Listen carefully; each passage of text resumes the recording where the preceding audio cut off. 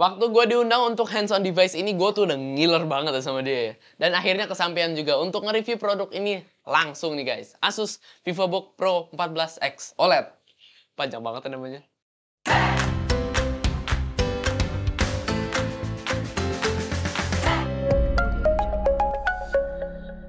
So, gue udah excited banget ya untuk ngebahas device ini ya. Ini, it's like love at first sight sih.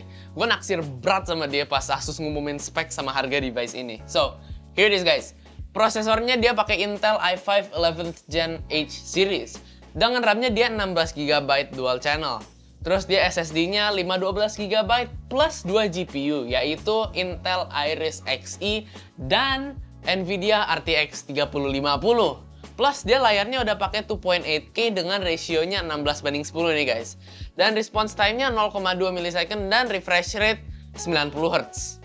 Kok masih 90Hz sih? Sama-sama yang sebelah dong. Bentar dulu nih guys. Dia layarnya OLED. Gila banget ya. Dan yang terkeren, harganya dia tuh cuma 16 jutaan. Wow. Salah nggak sih gue excited? Nggak salah dong. Laptop yang kemarin gue review aja dia speknya mirip, tapi harganya dia lebih mahal dan dia nggak pakai GPU RTX. Oke, so spek sama harganya udah bikin gue pusing. Ayo kita langsung cek fisiknya dia ya guys ya. Overall bentuknya udah terlihat oke. Dengan speknya yang disebutin tuh dia udah device ini masih terlihat tipis ya. Body dia tuh terbuatnya ini semua dari aluminium. Tapi dia ada sedikit yang bikin ilfeel di bagian depannya sini nih guys. Yaitu dia kok banyak hashtag-hashtag segala ya. Hello Asus, seriusan ini nggak penting banget loh. Bagian di sampingnya bisa kita lihat ini ada port-portnya nih guys. Ada 2 USB-A dan ini kayaknya USB 2 ya. Di sisi satu lagi ada colokan audio and mic combo. Terus dia ada micro SD slot. Ada USB-C yang kalau nggak salah dia udah Thunderbolt 4 ya. Terus ada HDMI slot dan USB-A 3.2. Anjir, ini lengkap banget ya. Ada memory card slot segala ini dia. Seandainya slot SD card-nya dia pakai yang full size bukan yang micro, pasti bakal jauh lebih cihuy sih buat gue pribadi ya. Soalnya kamera-kamera gue juga semuanya masih pakai yang full size SD card. Tapi ini aja udah asik banget sih. Next release ya Asus ya, catat tuh full size SD card.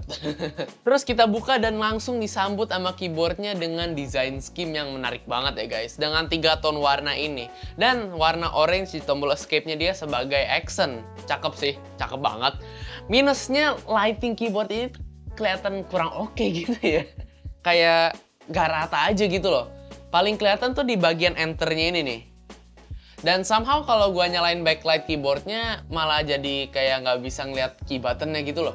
Jadi kadang tuh antara gua set ke max lightingnya atau gua matiin aja sekalian. Tuh, kalau mati kelihatan jauh lebih cakep kan?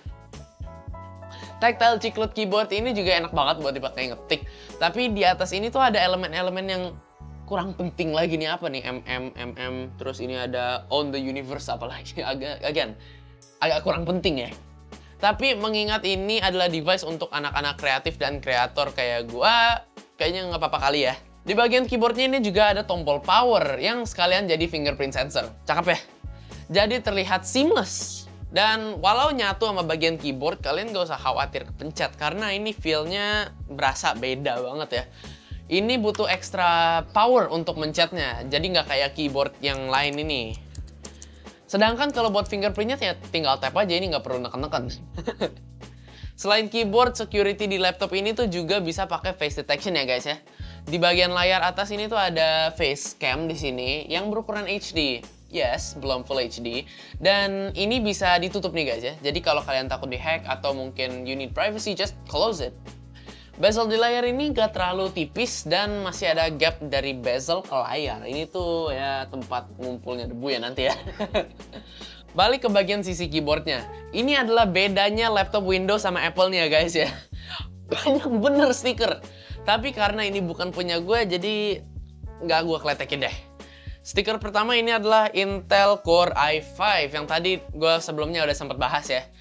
Kalau dia itu prosesornya udah Intel i5 Gen 11. Terus ada GeForce RTX Studio.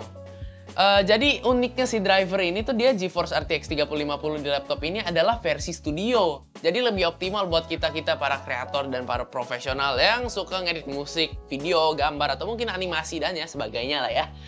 Nah, dengan driver NVIDIA Studio ini katanya sih aplikasi-aplikasi yang kita pakai macam kayak Premiere, Photoshop, Blender ya, dan yang lain-lain bakal lebih optimal dan pastinya lebih kencang ya guys ya. Jadi nggak bisa dipakai buat game dong. Ntar kita cek coba ya. Stiker ketiga adalah Pantone Validated. It means layar si VivoBook ini tuh layarnya udah akurat banget warnanya deh. sRGB-nya udah 133%, sedangkan DCI P3-nya udah 100%. Sumpah ini layarnya akurat banget deh warnanya. Cocok banget deh buat ngedit gambar atau video. Tapi ya terus terang sih layar ini agak rese ya. Resenya tuh setelah gue pakai laptop di layar ini tuh jadi kayak laptop lain tuh layarnya jadi kayak berasa burik banget. Seriusan deh, ini layar OLED 2.8K ini tuh enak banget dilihat. Lanjut stiker berikutnya itu adalah, ini bukan stiker ya, ini adalah Sound by Harman Kardon, di tulisan doang nih. Nah, speaker si VivoBook ini tuh ada dua di bagian bawah dari Harman Kardon. Posisinya yang sebenarnya gue agak kurang suka ya buat speaker ya, karena dia ngandelin pantulan ke meja. Ya hasil suaranya not bad sih sebenarnya, not bad at all.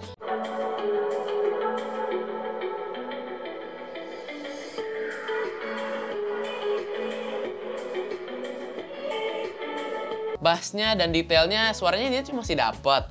Busuknya sih kalau nggak lagi di meja gitu loh.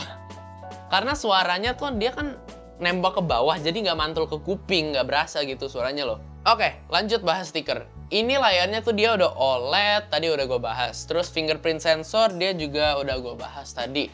Nah, Thunderbolt 4. Ini tadi di atas gue gue belum terlalu yakin ya dia udah Thunderbolt 4 atau belum, ini si USB-C. So ini udah dikonfirm, USB-C-nya udah support Thunderbolt 4. Dan selain itu dia juga ada dual fans nih. Dan oh ya, di sini tuh dia ada dial pad nih ya guys ya. Jadi kalau lo pernah lihat Asus ProArt Studio Book, di situ kan ada dial pad yang berguna untuk merubah-rubah settingan di Photoshop, Premiere dan yang lain-lainnya ya. Nah di sini ada juga tapi yang versi digital. Dan ini diumpetin di trackpad. Jadi kalian swipe ke bagian sini dan ini bakal nongol nih. Walah. Nah, kalau di Windows kita bisa ngerubah volume suara dan setting brightness. Sedangkan kalau kita masuk ke Premiere, nah, di sini kita bisa ngerubah setting nge-browse timeline-nya, nge-zoom audio, dan nge-zoom timeline ya guys ya. Walaupun fiturnya asik, tapi sayangnya tuh dia kayak, apa ya, kayak nggak berasa gitu. Mungkin kalau dikasih haptic feedback itu bakal lebih berasa ya, muter sesuatu. Kan ini kayak, apa ya, sama aja gua ngerubah settingan di trackpad biasa. Jadi ini ya kayak gimmick aja sih sebenarnya menurut gue ya. Lanjut ke stiker yang bagian ini guys. Ini juga seru banget nih. Di sini ada tulisan Microsoft Office 2019 Home and Student Included. Asik banget ya. Jadi kalau lo beli laptop ini tuh dapat Office 2019 gratis. Lumayan banget ya. Office 2019 ini tuh versi nggak langganannya, beda sama Office 365. Oke, kayaknya semua fitur-fitur udah gue bahas ya. Sekarang gue mau balik lagi ke GPU-nya dia lagi nih. Jadi as I said earlier, driver RTX 3050 di sini tuh adalah yang versi studio. Pas gue tes di Premiere sih ini udah sumpah cihuy banget sih. Gue tes ngedit video 4K, scrubbing masih enak, nggak berasa berat sama sekali ya. Dan pas gue tes render video 16 menit, bisa di-render dalam cuman 6 menit guys, anjir. PC gue aja tuh nggak sampai segini loh. Oke, so kita udah tahu nih RTX Studio Driver ini cihuy banget buat kerja. Sekarang gimana kalau buat gaming? Gue sih nonton review-review bilangnya tuh nggak rekomen ya buat gaming ya. Gue agak kecewa pas denger itu, so gue penasaran banget. Masa iya sih? Iseng lah gue coba install, ada Genshin Impact, ada Valorant, Halo Infinite, dan buat ngetes RTX gue juga coba install Cyberpunk. Hasilnya ya bener ternyata nggak terlalu cihuy buat game AAA. Valorant cuma dapat 30 FPS, Genshin dapat 30 FPS juga, dan Cyberpunk sama Halo ya apalagi ya pasti itu. So, gue tes lah driver NVIDIA, drivernya dia yang gue ganti ke GeForce Game Ready Driver. Sebelumnya settingan ProArt Studio gue ganti dulu ya jadi performance. Ini bisa kedengeran di panel langsung kenceng banget.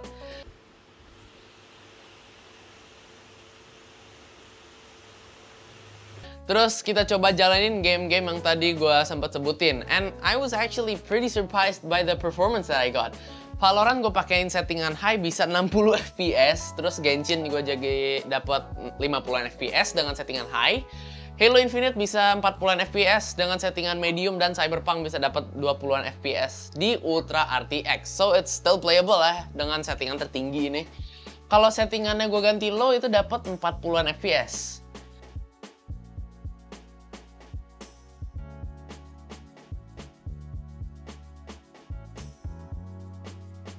Gue bonusin nyobain Elden Ring guys.